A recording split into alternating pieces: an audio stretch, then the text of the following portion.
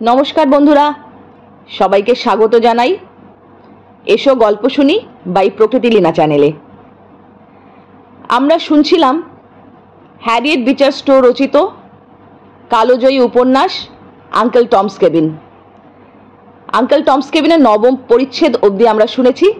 आजके शुनबो दशम परिच्छेद मुक्तिर लड़ाई थेके। तार आगे आबार सेई पुरानो रिक्वेस्ट, यदि भालो लागे ताहले लाइक शेयर एवं सबस्क्राइब अवश्यई करे देबेन। सेई संगे बेल आइकने एकटू छोঁয়া दिलेई आमादेर खबर पौঁছে যাবে আপনার কাছে। আপনাদের ভালোবাসাই আমাদের পাথেয়। সঙ্গে থাকুন। তাহলে আর দেরি না করে চলুন শুরু করি হ্যারিয়েট বিচার স্টো রচিত আঙ্কেল টমস কেবিনের দশম পরিচ্ছেদ মুক্তির লড়াই। পরের দিন যখন তারা জল্পনা কল্পনা করছে কি করা যায়, সেই সময় শহর থেকে একজন কোয়েকার ব্রাদার দৌড়াতে দৌড়াতে এসে খবর দিল, সর্বনাশ হয়ে গেছে। টমি গুন্ডা জানতে পেরেছে এলিজা আর তার ছেলে এখানে আছে, তাই সে তার দলবল নিয়ে আমাদের উপর আজ হামলা করবে ঠিক করেছে। ভয়ে বেচারা এলিজার মুখ নীল হয়ে ওঠে। বুঝি ভগবান তার কপালে সুখ লেখেননি। ব্রাদার ফিনিয়াস বলেন, তাহলে আর দেরি করে কাজ নেই, চলো তোমাদের নিয়ে এক্ষুনি বেরিয়ে পড়ি। জেলার সীমানার বাইরে আমাদের আর এক আড্ডায় তোমাদের রেখে আসি। কোমরে পিস্তল দুটো ঠিক করে নিয়ে জর্জ বলে, তাই চলুন ব্রাদার ফিনিয়াস। এক ওয়াগনে 4-5 পলাতক কৃতদাসকে নিয়ে নিজেই গাড়ি হাঁকিয়ে চললেন ব্রাদার ফিনিয়াস। ক্রমে শহর পেরিয়ে তারা খোলা মাঠে এসে পড়লেন। সামনে পাহাড়িয়া অঞ্চলে যাবার পথ। মাঠ থেকে সেই পথ ধাপে ধাপে উঁচুতে উঠে ক্রমে সরু হয়ে পাহাড়ের দিকে চলে গেছে। ব্রাদার ফিনিয়াস প্রাণপণে গাড়ি চালিয়ে উঁচু পাহাড়িয়া পথে গিয়ে উঠলেন। এতক্ষণ এক নাগাড়ে চলার ফলে ঘোড়াগুলো একটু ঝিমিয়ে পড়েছে, তাই ব্রাদার ফিনিয়াস এবার আস্তে আস্তে গাড়ি চালাতে লাগলেন। এমন সময় নিচের মাঠের দিকে নজর পড়তে এলিজা সভয়ে জর্জকে বলে, ওই দেখো। জর্জ চেয়ে দেখে নিচে মাঠের মধ্যে ধুলোর ঝড় উড়িয়ে একদল ঘোড়সাওয়ার হাওয়ার বেগে তাদের দিকে ছুটে আসছে। ব্রাদার ফিনিয়াসও দেখতে পেয়েছিলেন তাদের। বুঝতে বাকি রইল না যে এই সব ঘোড়সাওয়াররা আর কেউ নয়, টমি গুন্ডার দল। তাদের ধরবার জন্যই হাতিয়ার নিয়ে ছুটে আসছে এবং গাড়ির চাকার দাগ অনুসরণ করে তারা আর আধ ঘন্টার মধ্যেই এখানে এসে পৌঁছে যাবে এবং তাদের ধরে ফেলবে। ব্রাদার ফিনিয়াস বললেন, আর গাড়ি চালিয়ে এগিয়ে যাওয়ার কোনো মানে হয় না, এখনই ওরা আমাদের ধরে ফেলবে। তার চেয়ে বনের মধ্যে গাড়ি ঢুকিয়ে রেখে চলো আমরা ওই উঁচু পাহাড়ের টিলার উপর সুবিধা মতো একটা জায়গা দেখে আগে থাকতে সেখানে আশ্রয় নেই। ব্রাদার ফিনিয়াসের কথায় সায় দিল জর্জ। তক্ষুনি গাড়িটাকে পথ থেকে সরিয়ে ব্রাদার ফিনিয়াস এক জঙ্গলের মধ্যে ঢুকিয়ে দিলেন। সেখানে এসে গাড়ি থেকে নেমে পড়লেন সকলে। তারপর পাহাড়ের পথ ধরে এমন এক জায়গায় এসে হাজির হলেন যেখানে দুধারে বড় বড় পাথরের মাঝখানে পথ এত সরু হয়ে গেছে যে পাশাপাশি দুজন মানুষও সেখান দিয়ে যাতায়াত করতে পারে না। পথের একটু উঁচুতে একটা বড় পাথরের আড়ালে সকলে গিয়ে দাঁড়ালেন। জর্জ তার দুটো পিস্তল কোমর থেকে বের করে নিয়ে তৈরি হয়ে দাঁড়িয়ে থাকে। উঁচু জায়গা থেকে সে স্পষ্ট দেখতে পায় সামনে যমদূতের মতো দুজন লোক, তাদের এবং আরো পেছনে 10-12 জন ষাঁড় দিয়ে ওরা ওপরের দিকে উঠে আসছে। জর্জ পিস্তল বাগিয়ে ধরল তাদের দিকে। গুন্ডারা সরু গিরিপথ দিয়ে এক একজন করে এগিয়ে আসতে লাগলো। জর্জ পাথরের আড়াল থেকে মুখ বাড়িয়ে তাদের দেখতে থাকে। জর্জকে দেখতে পেয়েই সামনে যে লোকটা ছিল সে চেঁচিয়ে ওঠে, বেরিয়ে আয়, নইলে টমি গুন্ডার হাত থেকে আজকে তোদের রক্ষা নেই। এর জবাবে জর্জের হাতের পিস্তল গর্জে উঠল। সঙ্গে সঙ্গে সেই লোকটির আর্তনাদ শোনা গেল। ওই লোকটি হলো দলের সর্দার টমি। ঘায়েল হয়ে খ্যাপা বাঘের মতন টমি যেই এগুতে যাবে অমনি জর্জের হাতের আর একটা গুলিতে সে মাটিতে লুটিয়ে পড়ে গেল।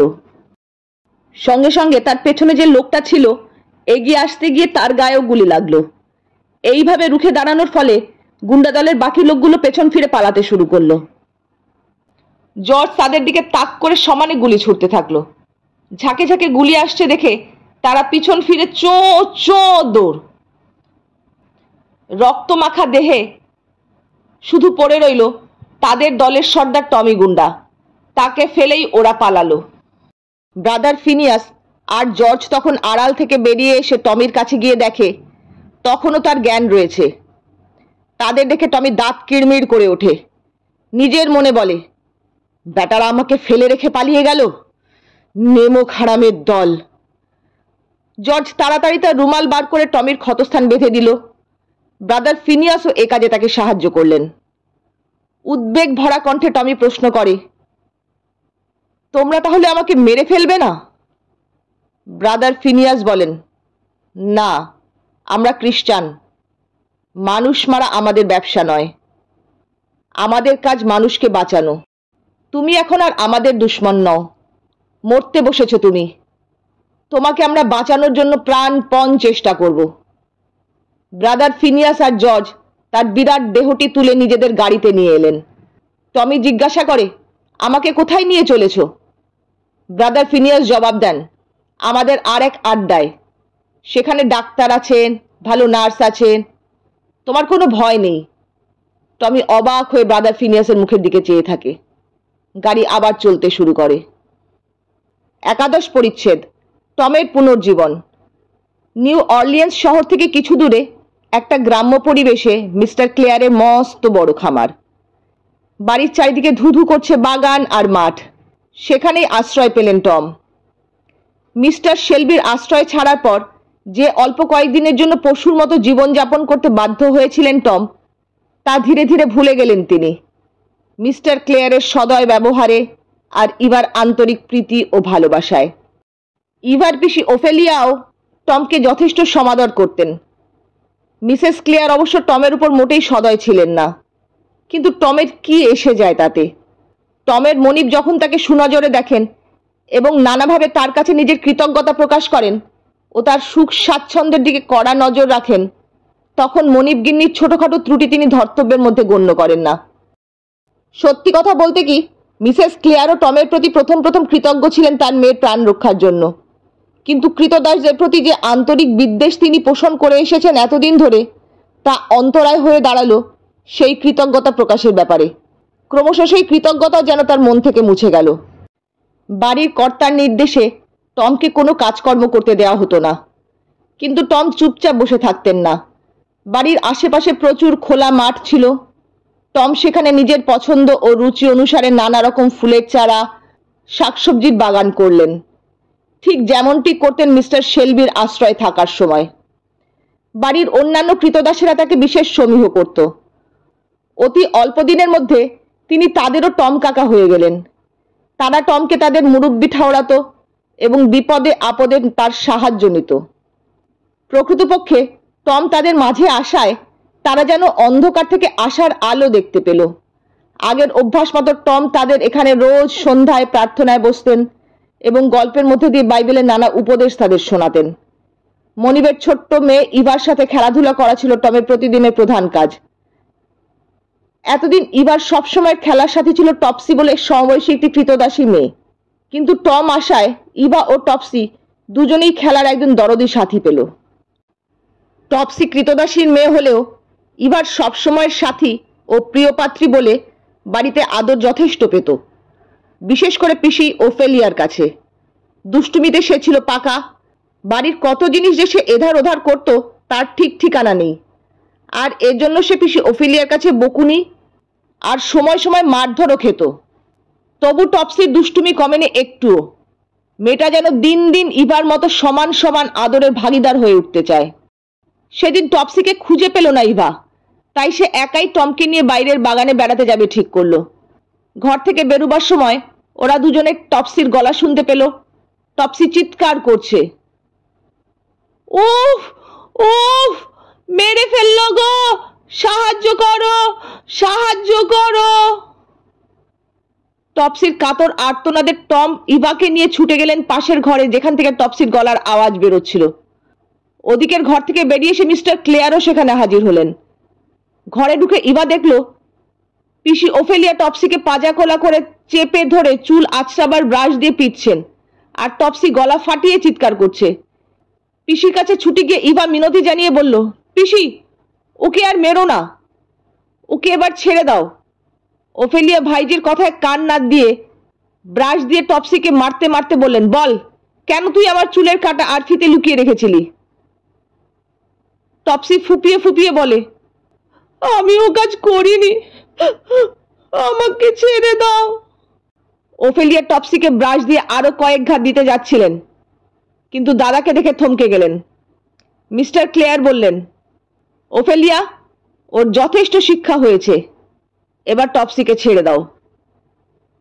ওফেলিয়া আর কি করেন, দাদার কথায় তিনি টপসিকে অনিচ্ছার সাথে ছেড়ে দিলেন। যেন কিছুই হয়নি এরকম ভাব দেখিয়ে টপসি তখনই ইভার হাত ধরে ইনিয়ে বিনিয়ে তাকে কত কি বলতে লাগলো। মিস্টার ক্লেয়ার ওদের দুজনকে আন্তরিক আলাপ করতে দেখে ওফেলিয়ার দিকে তাকিয়ে হাসতে হাসতে নিজের কাজে চলে গেলেন ঘর ছেড়ে। বাবা চলে যেতেই ইভা ওফেলিয়ার কাছে এগিয়ে এসে বলে, পিসি, টপসি বলছে সে তোমার কোনো জিনিস নেয়নি। মিথ্যে কথা, একদম মিথ্যে কথা, চিৎকার করে বলে ওঠেন ওফেলিয়া। হি হি করে হাসতে লাগলো টপসি পিসি ওফেলিয়ার চোখে চোখ রেখে। ওফেলিয়া তখনই আবার তেড়ে গেলেন টপসির দিকে। টপসি কিন্তু ভয়ে পালালো না। সে দেখে মিস্টার ক্লেয়ার আবার দরজার মুখে এসে দাঁড়িয়েছেন। পিসি ওফেলিয়া এখন তার গায়ে হাত তুলবেন না ভেবে সে সাহস করে বলল, আমি তোমার কোনো জিনিসই চুরি করিনি। ওফেলিয়া বললেন, তাহলে তোর জামার হাতার ভেতরে আমার চুলের কাটা ও ফিতে দেখতে পেলাম কেন? টপসি গম্ভীরভাবে বলল, তুমি আমার জামার হাতার ভেতরে চোখ বুলিয়েছো বলে দেখতে পেয়েছো। শুনলে তো দাদা বদমাইশ মেয়েটার কথা। এই বলে ওফেলিয়া তার রাগ সামলাতে না পেরে টপসির কাঁধ ধরে ঝাঁকিয়ে দিলেন। মিস্টার ক্লেয়ার সবিস্ময়ে দেখলেন ঝাঁকুনি পাওয়ার পর টপসির জামার ভেতর থেকে এক গাছের সোনার চুড়ি মাটিতে পড়ে গেল। সকলের চক্ষু এবার ছানা বড়া। কাঁদো কাঁদো স্বরে ওফেলিয়া বললেন, আমার চুড়ি। টপসি কিন্তু একটুও বিচলিত হলো না তাতে। আগের মতোই সে আবার মাথা উঁচু করে দাঁড়িয়ে রইল। ওফেলিয়া রাগ সামলাতে না পেরে টপসির হাত দুটো মুচড়ে ধরে প্রশ্ন করেন, এবার বাছাধন, ধরা পড়ে গেছে সকলের সামনে, এবার কি জবাব দেবে টপসি? টপসি অম্লান বদনে বলল, কোনো শয়তান নিশ্চয়ই আমার জামার ভেতর এটা পুড়ে দিয়েছে, এটা আমি নেইনি। শুনলে তো দাদা এই শয়তান মেয়ের কথা, একে নিয়ে কি করবে তুমি? ওফেলিয়ার রুষ্ট কণ্ঠ শোনা গেল। মিস্টার ক্লেয়ার বললেন, মনে হয় টপসিকে শায়েস্তা করতে পারবে টম, ওকে টমের হাতেই তুলে দেব। টম এতক্ষণ ঘরের করে দাঁড়িয়ে টপসির কাণ্ড কারখানা দেখছিলেন। মনিবের কথা শুনে এগিয়ে এসে তিনি বললেন, আমি চেষ্টা করব, তবে কতটা কি করতে পারবো নিশ্চয় করে বলতে পারছি না। যা দুষ্টু মেয়ে টপসি, দুষ্টু বলেই তো তোমার হাতে ছেড়ে দিচ্ছি। এই বলে মিস্টার ক্লেয়ার হাসতে হাসতে ঘর ছেড়ে নিজের কাজে চলে গেলেন। এরপর থেকে টম মাঝে মাঝে টপসিকে উপদেশ দিতে লাগলেন বাইবেলের বাণী শুনিয়ে। টপসি বলে, টম কাকা, বাইবেলের ওসব উপদেশ অনেক শুনেছি পিসি ওফেলিয়ার কাছে। পিসি তো বলে চুরি করা মানুষের মহাপাপ। টম বলেন, তাহলে সব বুঝে তুই এই ধরনের কাজ করিস কেন? টপসি গম্ভীর মুখে উত্তর দেয়, আমি তো মানুষ নই, আমি তো জন্মাইনি। টপসির কথায় হেসে ওঠেন টম। টপসিকে বলেন, ও আবার কি কথা, দুনিয়ার সকলেরই জন্ম হয়েছে। টপসি বলে, আমি অন্তত জন্মাইনি, আমি কেবল বড় হয়েছি আপনা থেকে। একটু থেমে কাঁদো কাঁদো গলায় টপসি বলে, আমার তো কোনোদিন মা বাবা ছিল না, তাদের কোনোদিন আমি দেখিনি। এবার কি জবাব দেবেন টম? টপসির মনের ব্যথা তিনি বোঝেন। তিনি ভালো করেই জানেন টপসির সাথে টপসির বাবা মার জীবনে কোনোদিন দেখা হবে না। হয়তো টপসি জানেই না কে তার বাবা কে তার মা। হয়তো ওর বাবা মা পরস্পরের থেকে আলাদা হয়ে গেছে, অথবা কোনো নিষ্ঠুর মনিবের খপ্পরে পড়ে জীবনের শেষ দিনগুলো গুনছে। টপসির কথা হয়তো তাদের মন থেকে একেবারেই মুছে গেছে, কিন্তু অসহায় ছোট্ট মেয়ে বাবা মার ছবি এখনো কল্পনা করে। ভাবে সকলের যখন বাবা মা আছে তখন তারই বা বাবা মা থাকবে না কেন? সান্ত্বনার সুরে টম বললেন, টপসি, ওসব কথা ভেবে আর লাভ নেই। তুমি এসো, আমার কাছে গান শেখো। গান শিখলে সব দুঃখ ভুলে যাবে। টপসি গান শিখতে রাজি হলো। কিছুদিনের মধ্যে টপসি একজন ভালো গায়ক হয়ে উঠল। তার স্বভাবটা অনেকটা বদলে গেল টমের দয়া ভরা উপদেশে আর গানের ভেতর দিয়ে। এভাবে মিস্টার ক্লেয়ারের খামারের টম কাকার দিনগুলো বেশ ভালোই কাটছিল। কিন্তু কপাল যার মন্দ, তার কখনো এত সুখ সয়? টমেরও এ সুখ সইল না বেশি দিন। তার অদৃষ্টের চাকা আবার ঘুরল। দ্বাদশ পরিচ্ছেদ, টমের ভাগ্য বিড়ম্বনা।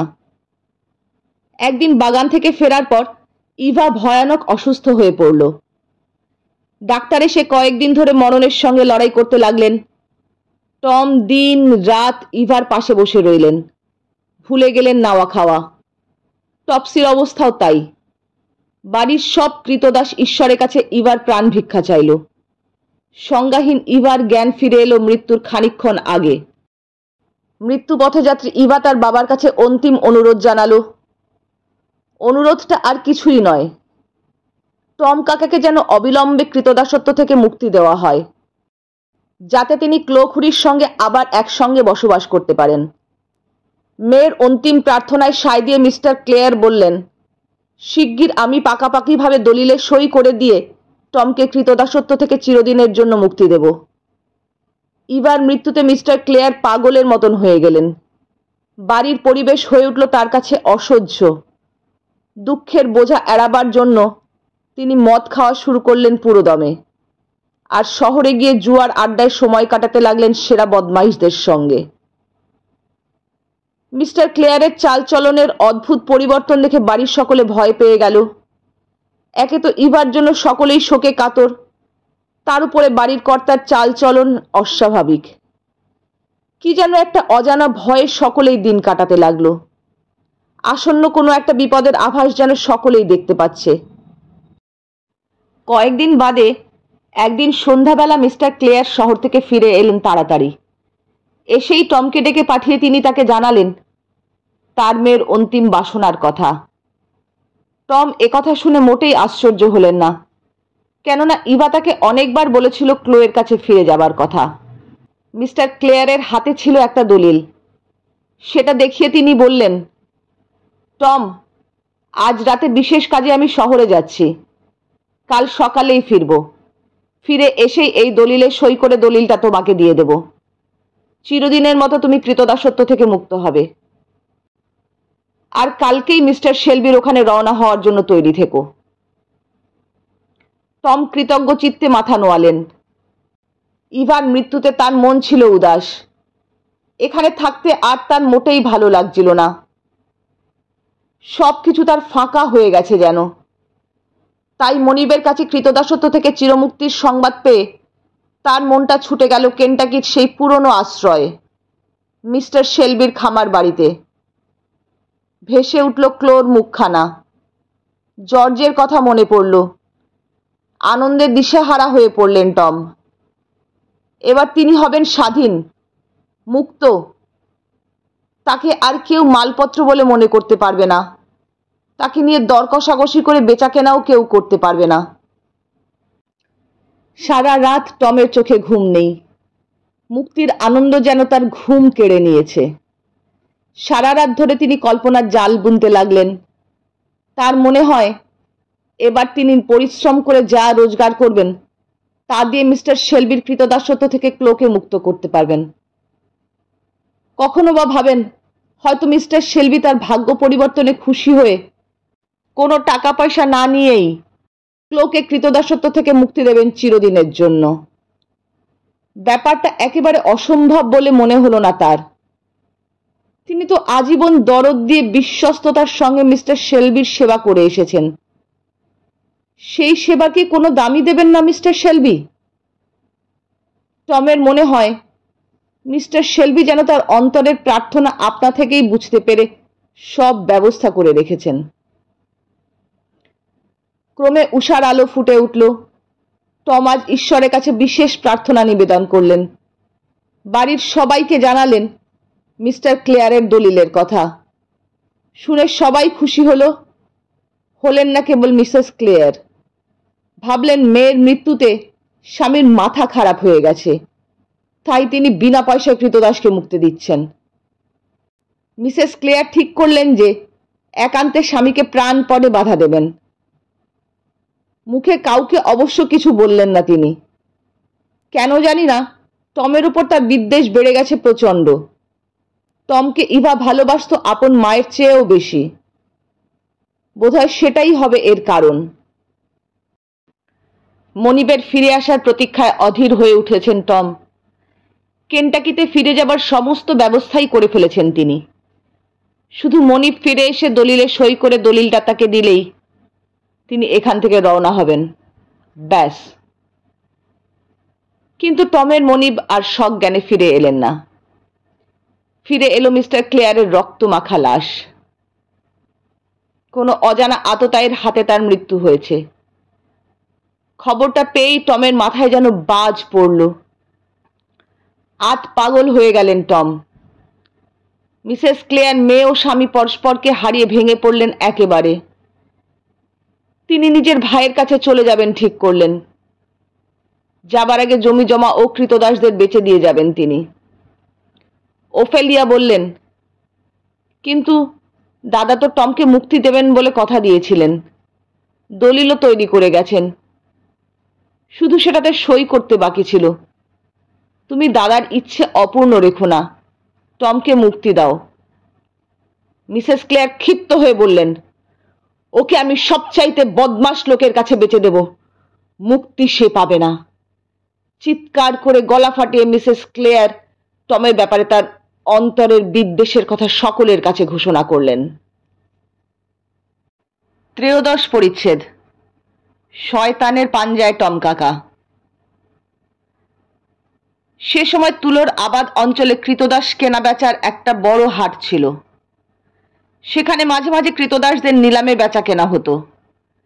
যারা ওদের বেচত তারা দেশ বিদেশের নানা জায়গা থেকে কৃতদাস সংগ্রহ করে সেই হাটের আড়তে জমা রাখত আর চড়া দামে ওদের বেচত খরিদ্দারের কাছে। তুলোর আবাদের মালিকরাই ছিল প্রধান খরিদ্দার। তারা নিজের আবাদে বিনা মাইনের খাটিয়ে শ্রমিক চাইতো অধিক লাভের আশায়। তাই যখনই তারা শুনত কোনো শক্ত সমর্থ কৃতদাস হাটে বিক্রি হওয়ার জন্য এসেছে, তখনই তারা ছুটে আসতো আড়তদারের কাছে। যেসব কৃতদাসের চাহিদা বেশি হতো তাদের বেচার সময় নিলাম ডাকা হতো।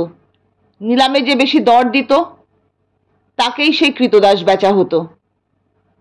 প্রত্যেক কৃতদাসের নাম, বয়স, উচ্চতা, বুকের ছাতি, তার কাজ করার ক্ষমতা ইত্যাদি গুণের বিশদ বিবরণ একটা কাগজে লিখে সেই কৃতদাসের পিঠে সেটে দেয়া হতো আর কৃতদাসদের শেকলে বেঁধে মাটিতে ফেলে রাখা হতো। তারপর কেনার আগে তাদের পরীক্ষা করত খরিদ্দাররা অত্যন্ত নিষ্ঠুরভাবে।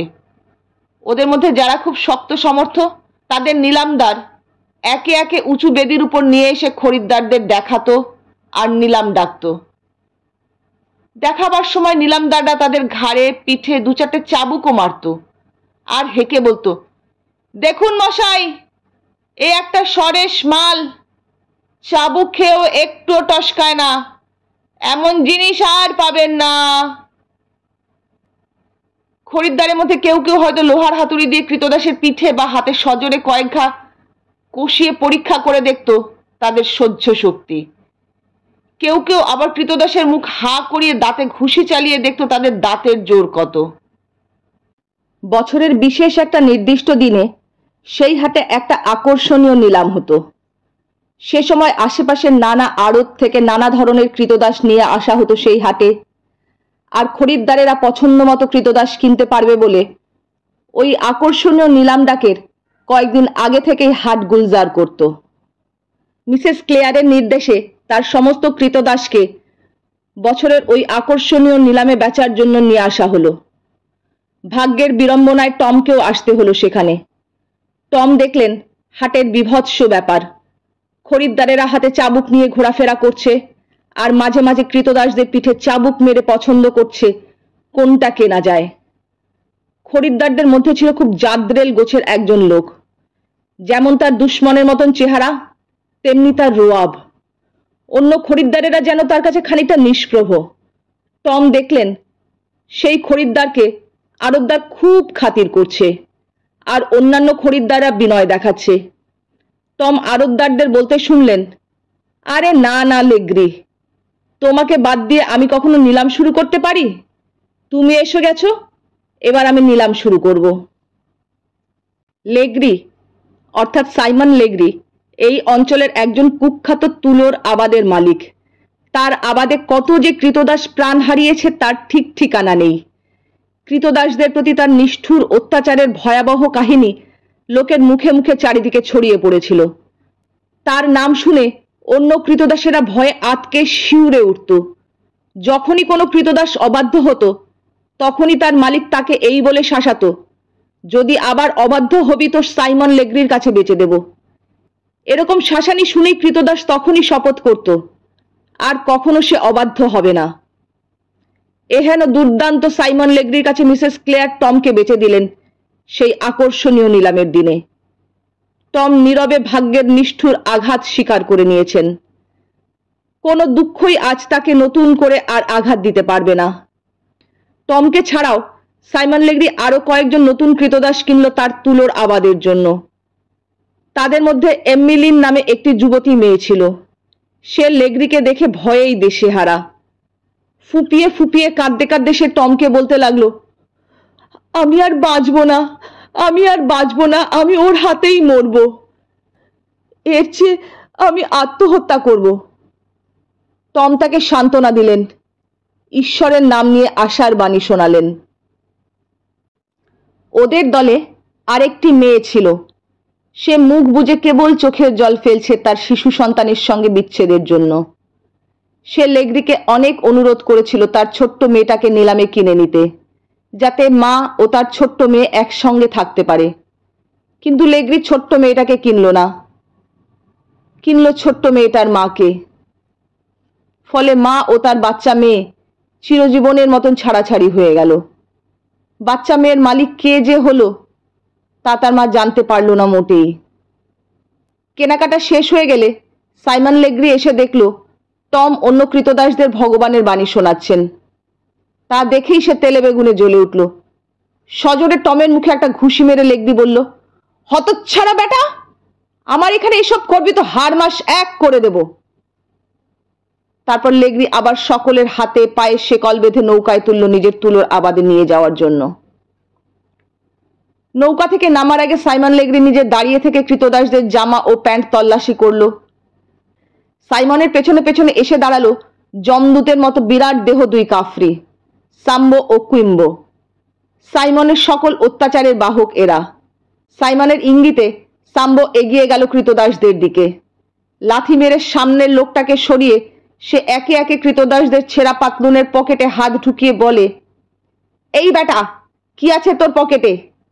সঙ্গে সঙ্গে লাঠি দিয়ে তাদের প্রত্যেকের পেটে খোঁচা মারে। টম কাকার পাতলুনে হাত দিয়ে দেখে শুধু একটা পুরনো বই। হুজুর, দেখুন তো এটা কি? সাইমন হাতে নিয়ে দেখে বাইবেল। সে অট্টহাস্য করে ওঠে। টমকে সে বলে, খিরে বেটা, এ বইটা কার? টম শান্ত কণ্ঠে জবাব দেন, আমার। বটে, ধম্মিষ্টি, চলো তুমি আবাদে, তোমার দেহ থেকে ধম্ম নিংড়ে বের করব। এই শোন, এই বই যদি আর ছুবি তোর পিঠের চামড়া আর আস্ত রাখবো না। আজ থেকে আমার হুকুমই তোর বাইবেল, আমি তোর গির্জা, বুঝলি? আমি যা বলবো তা অক্ষরে অক্ষরে মানতে হবে, বুঝলি? টম কাকার অন্তরে কে যেন চিৎকার করে বলতে চাইছিল, আমাকে চাবুক মারো আর মেরেই ফেলো। আমি জানি শুধু এক মালিককে, এক গির্জাকে। কিন্তু মুখে তিনি কোনো কথাই বলতে পারলেন না। মনে পড়ল বাইবেলে প্রভু যিশুর আশ্বাস বাণী, আমাকে তুমি সমর্পণ করো তোমার সব ভালোবাসা। আমি তোমাকে অভয় দিচ্ছি। প্রয়োজনের সময় আমি তোমাকে ডেকে নেব আমার পাশে।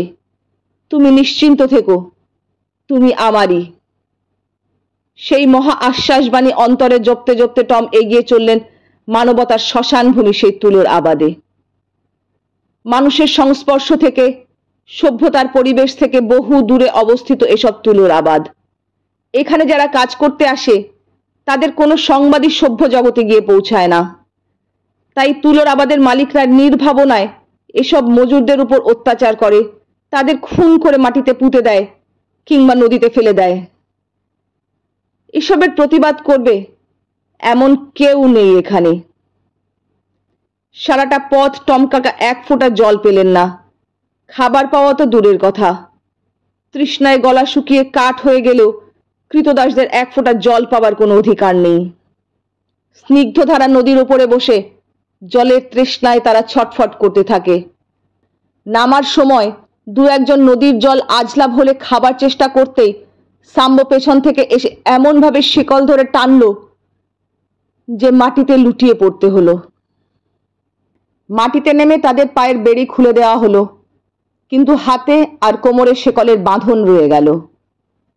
মৃত্যুদণ্ডে দণ্ডিত কয়েদিদের মতো তাদের শেকল ধরে হাঁটিয়ে বনের মধ্যে আবাদে নিয়ে যাওয়া হলো। আবাদের এক ধারে খড় আর পাতার ছাউনি দিয়ে মজুরদের থাকবার খুপড়ি।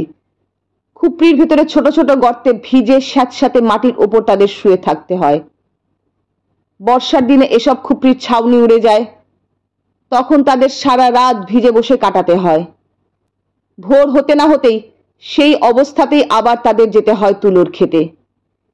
এসব তুলোর আবাদের মালিকেরা নিজেদের লাভ ছাড়া আর কিছুই বোঝে না। কি করে তুলো বেচে বেশি টাকা পাওয়া যায় তাই তাদের একমাত্র ভাবনা। এজন্য তারা বিনি পয়সার মজুরদের আধ পেটা খাইয়ে রাখত। কিন্তু দুর্বল শরীরে কাজ করবে না বললে কারো রেহাই ছিল না। বুটের লাথি আর চাবুকের ভয়ে দুর্বল দেহ নিয়েই ঘন্টার পর ঘন্টা কাজ করে যেতে হতো এসব মজুরদের। বেশিরভাগ মজুরই কিছুদিন কাজ করার পর মারা যেত। তখন তাদের কোনো রকম কবরের ব্যবস্থা না করে বনে কিংবা নদীর জলে ফেলে দেয়া হতো। তারপর আর একদল খাটিয়ে নতুন কৃতদাস আনা হতো তাদের জায়গায়। ভগবান এই কালো আফ্রিকান দেহকে অসাধারণ শক্তিশালী করে গড়ে তুলেছিলেন। তাদের দেহে আর মনে শ্বেতাঙ্গদের চেয়ে ঢের বেশি শক্তি ছিল। তাই তারা উপবাস, অনশন আর অত্যাচারের বিরুদ্ধে আপনা থেকে কিছুদিন জুঝতে পারত। শ্বেতাঙ্গ ব্যবসায়ীরা সেজন্য এই আফ্রিকান কৃতদাসদেরই খুঁজত। এই অশিক্ষিত, অসহায় মুগ জাতি নিজেদের দেহ মনের সমস্ত শক্তি সত্ত্বেও ভয়ে নুড়ির মতো শ্বেতাঙ্গদের অমানসিক অত্যাচার সইত আর নীরবে ভগবানের কাছে প্রার্থনা করত, হে ভগবান, কেন তুমি আমাদের গায়ের চামড়া এত কালো করেছিলে? আর তাই বা যদি করেছিলে, তবে কেন এই কালো দেহের মধ্যে দিয়েছিলে সুখ দুঃখের অনুভূতি? তুলোর আবাদে এসে টম যেদিন প্রথম কাজ করতে বেরোলেন, সেদিনই এখানকার হালচালের আসল খবর পেয়ে গেলেন। কিছুক্ষণ কাজ করার পর টম দেখলেন মনিব সাইমন লেগ্রি একটা তেজি ঘোড়ায় চড়ে এখানে এলো। সঙ্গে সঙ্গে সাম্বো আর কুইম্বো এগিয়ে গিয়ে মনিবকে হাত ধরে ঘোড়া থেকে নামালো। টম দেখলেন সাইমনের পেছনে চেন দিয়ে বাঁধা বাঘের মতো একপাল কুকুর, বুলডগ। ঘোড়া থেকে নেমে সাইমন একটা কুকুরকে আদর করে তার মুখে চুমু খেলো। তারপর যে ক্ষেতে টম কাকা কাজ করছিলেন সেদিকে এগিয়ে গিয়ে টমকে হুঁশিয়ার করে দেবার জন্য বলল, দেখছো তো এসব বুলডগ? এদের প্রত্যেকটা হলো এক একটা শিকারী কুকুর। পালাবার চেষ্টা করেছো কি, সঙ্গে সঙ্গে এসব বুলডগ পেটের মধ্যে সেদিয়ে যাবে। আফ্রিকানদের মাংস খেয়ে খেয়ে এদের জিভ তৈরি হয়ে গেছে। বড় ভালোবাসে এরা আফ্রিকানদের মাংস, বুঝলে? তারপর সাইমন সাম্বোর দিকে চেয়ে জিজ্ঞাসা করলো, কেমন কাজকর্ম হচ্ছে? সাম্বো গদগদ হয়ে জবাব দেয়, ফার্স্ট ক্লাস। আমি থাকতে কাজে গলতি হবে? ভোর থেকে সন্ধ্যা পর্যন্ত মজুরদের খেতে কাজ করতে হয়। কাজের শেষে ওজন করার জায়গায় গিয়ে তুলোর পরিমাণ বুঝিয়ে দিয়ে যে যার খুপড়িতে ফিরে যায়। অনেকে ওজন করানোর জায়গা থেকে আর খুপড়িতে ফিরতে পারে না, কেননা তুলোর ওজন যাদের নির্দিষ্ট মাপের কম হয় তাদের ওপর তখন চলে নির্মম প্রহার। তুলোয় ছিটকে পড়ে তাদের গায়ের রক্ত, সেই রক্ত শুকিয়ে কালো হয়ে আবার ধুলোর সঙ্গে মিশে যায়। তাদের রক্তমাখা অচেতন দেহগুলো প্রায় অপর মজুররা ধরাধরি করে তুলে নিয়ে খুপড়িতে ফেলে দিয়ে আসে। সারাদিনের এই হাড় ভাঙা খাটুনির পর সেই অন্ধকার গর্তে ফিরে শুরু হয় আর এক নির্মম পরিশ্রম। যতই কষ্ট হোক না কেন, পোড়া পেটের জ্বালায় তখন তৈরি করতে হয় নিজেদের খাবার। 8-10 জন মজুর পায় একটা করে গম পেশাইয়ের পাথর, সেই পাথরের জাতায় প্রত্যেককে পিষে নিতে হয় প্রত্যেকের গম।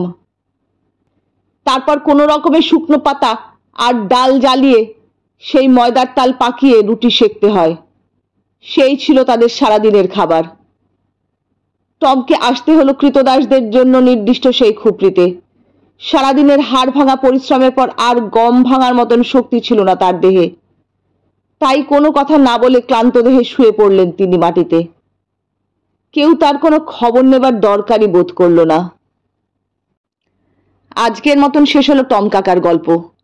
এরপর কি হলো জানতে হলে সঙ্গে থাকতে হবে আগামী 5ম পর্বে।